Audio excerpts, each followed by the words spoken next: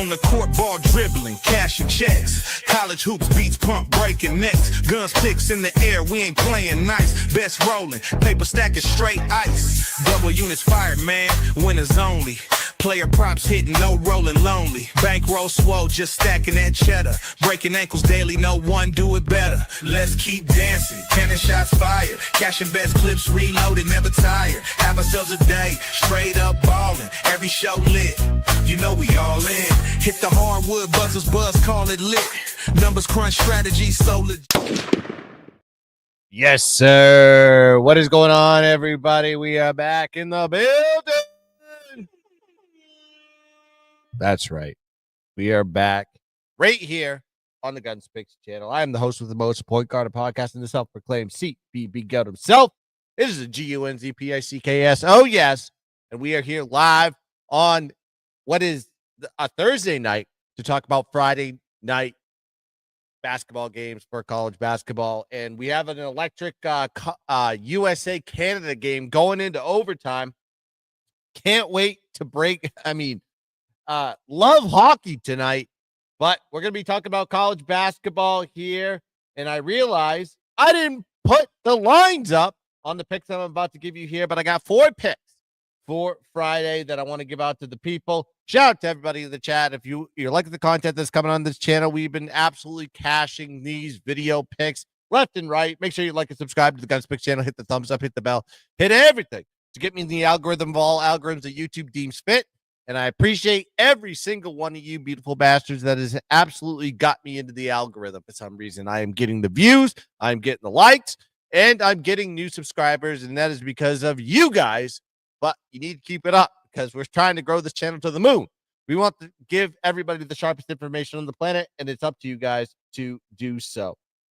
Just want to double check a couple lines here before we get the show started.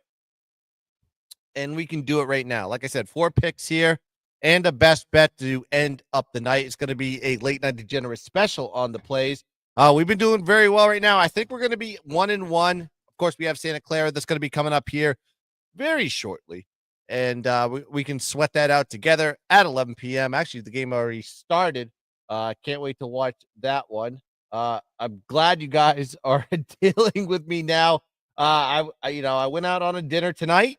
Hung out with a few colleagues of mine and didn't write the lines down, but I'm ready for the plays now. Of course, chat is already going. T-Moss, my man, give him the horn. You know, he's always in the chat, a true gun disciple himself. All right, now I'm ready to go. Let's talk about the first play on the board here, and we're going to be talking a little Ivy League action. We love the Ivy League on Friday nights, and by God, we're going to have a bet here. With Columbia versus Brown in Pizzatola Sports Center in Providence, Rhode Island. 7 p.m. is the tip on this game. And then what you have to do is you have to look at Columbia's strength. Their strength is their offense all season long. They're 135th in offensive efficiency, 59th in field goal percentage, and 258th in offensive rebounding, 302nd in free throw attempts per game. They're going against a Brown defense that can handle the offensive attack that Columbia brings to the table. They're 128th in opposing field goal percentage, 62nd in opposing free throw attempts per game, and they're 26th in block shots. Then you got to look at the offense here for Brown. They're ranked 210th in offensive efficiency this season. However, field goal percentage a lot better. They're 106th in field goal percentage, 84th in three-point percentage. So statistically, yes, there's a little bit of anomalies there, but if you break down what the anomalies are, it's more weaker on some of the other key elements there. But I like three-point shooters, and I like good free throw field goal percentages as well. They're going against a Columbia defense that, quite frankly, not that great this season. 336 in defensive efficiency, 349th in defending shots, 364th in defending the three. So what I'm trying to tell you here is Brown is going to have open shots in this game. And I think this is going to work beneficially for them, especially playing at home. Now, these two teams did meet on February 8th.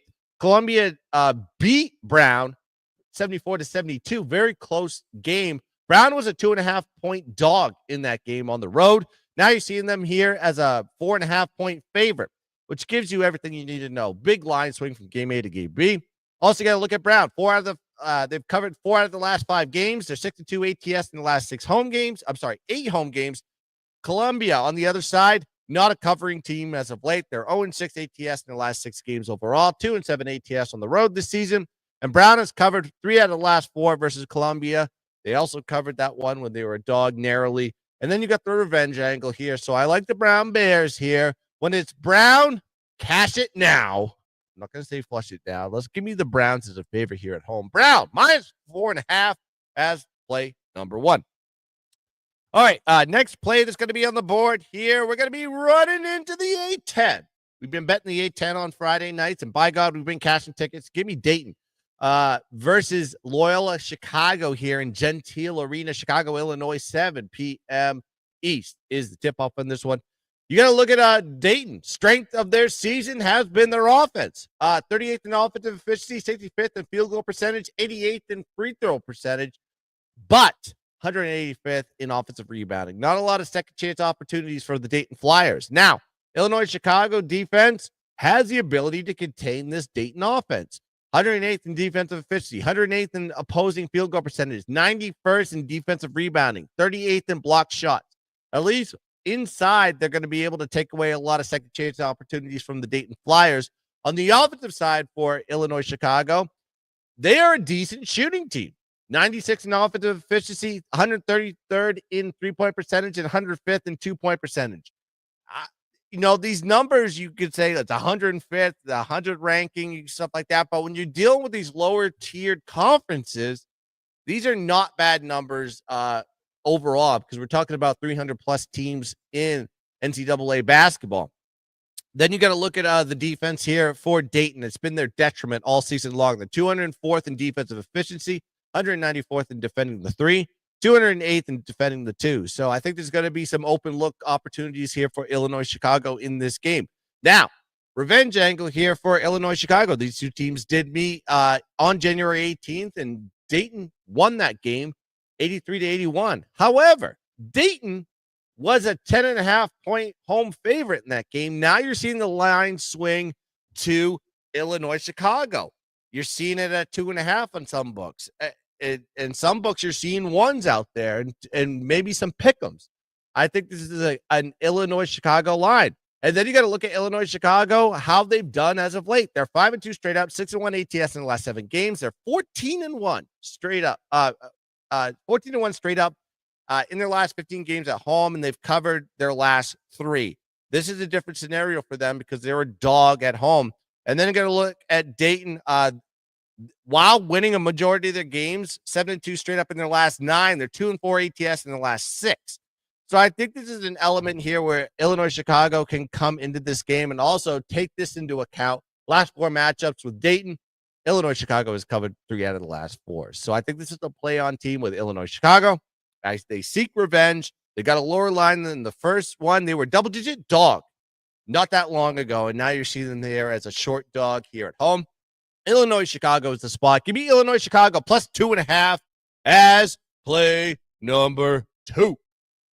All right, before I get into the rest of the plays, you need to like and subscribe to the GunzPicks channel. You need to hit the thumbs up. You need to hit the bell. You need to hit everything that gets me in the algorithm of all algorithms that YouTube deems fit. You guys have been doing a great job with that. The likes have been going up. The views have been going up. I know I said it at the beginning of the show. I have to reiterate that to everybody, how great of an appreciation that I have for growing the GunzPicks channel as it is with this college basketball content. Is absolutely electric. I appreciate all you guys jumping on.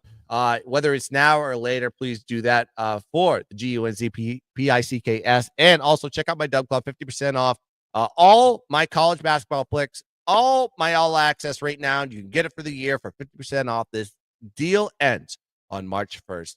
Not that far away. We're probably 8 days away from this deal dissipating, going away. We're going back to the full prices. Listen, I raised my prices. I had to. We've been cashing tickets in the NFL and college football. We hit over 70 units this season alone on those 2 sports. We cashed in 2024 in Major League Baseball, and we're going to be cashing in college basketball. Listen, I'm going to ramp up the units here when we get to March Madness time, conference tourneys, and of course the national tournament. So please Join up today if you like the content that's coming out here. All right, let's go. What I consider play number 3 as my dog of the night for Friday night. Let's go.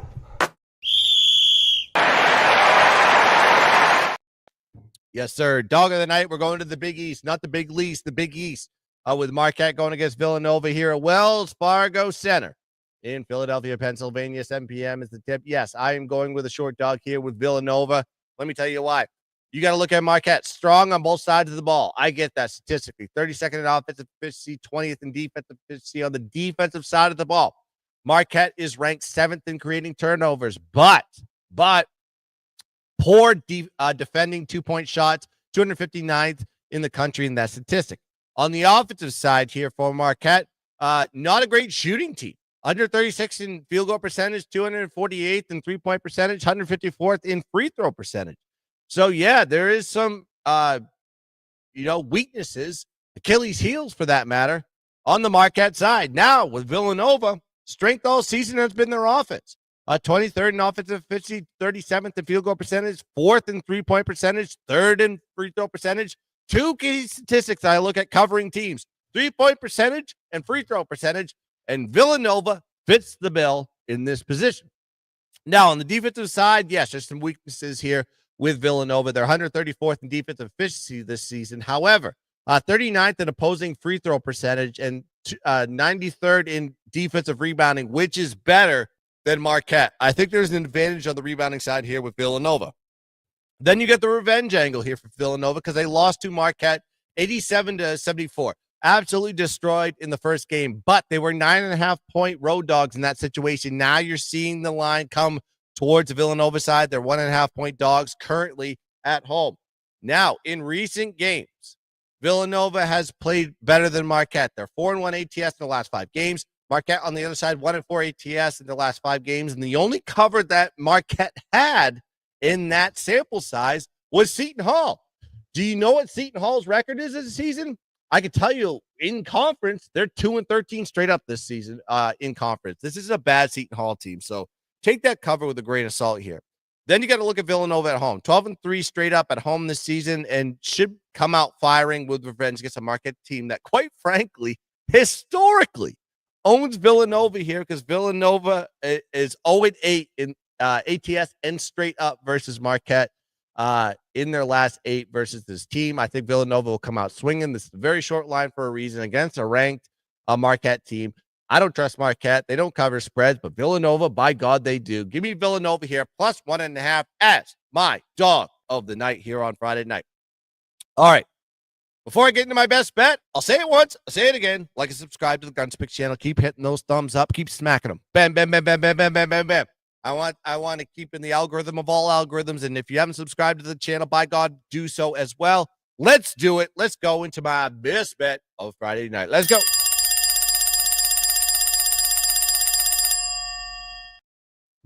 All right, best bet of the night.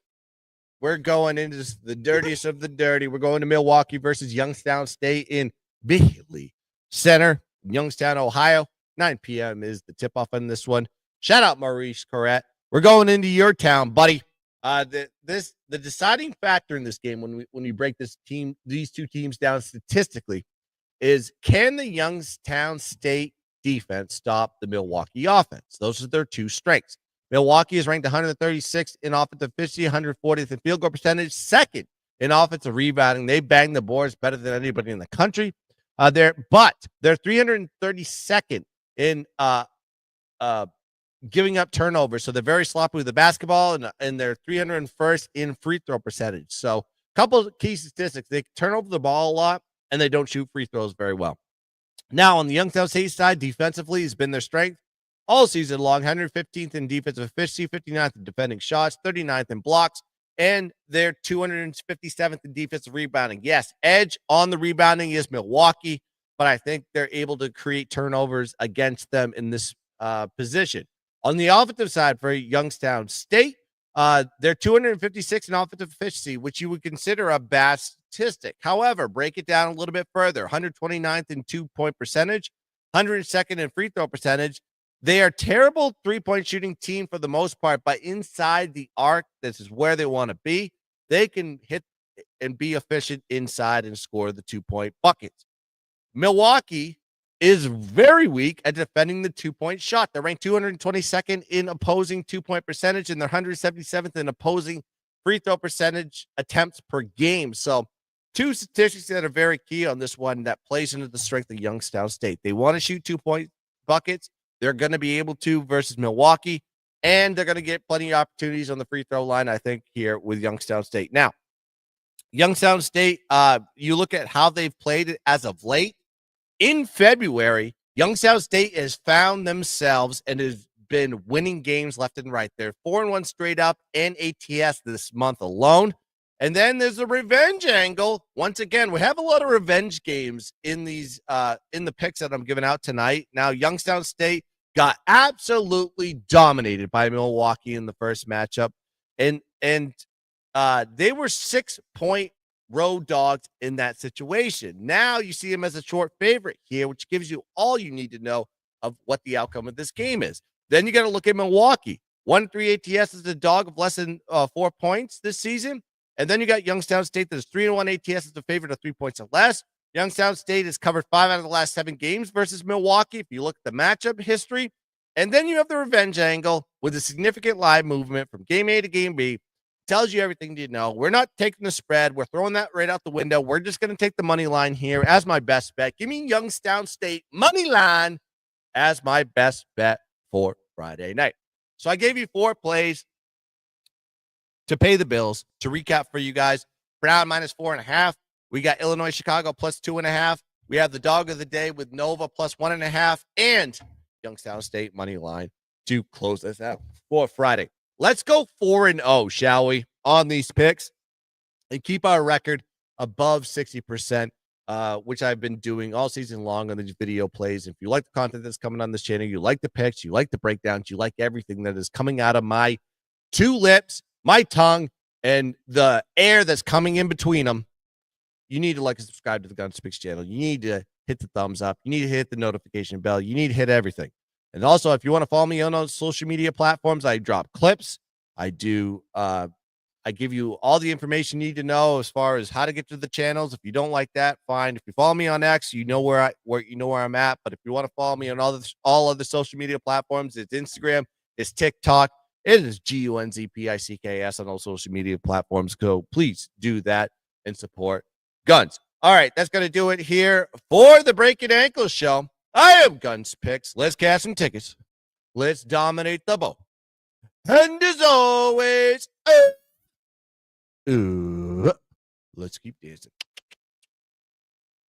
Bang! Daily, no one do it better. Let's keep dancing. Cannon shots fired. Cashing best clips reloaded, never tired. Have ourselves a day, straight up ballin'. Every show lit.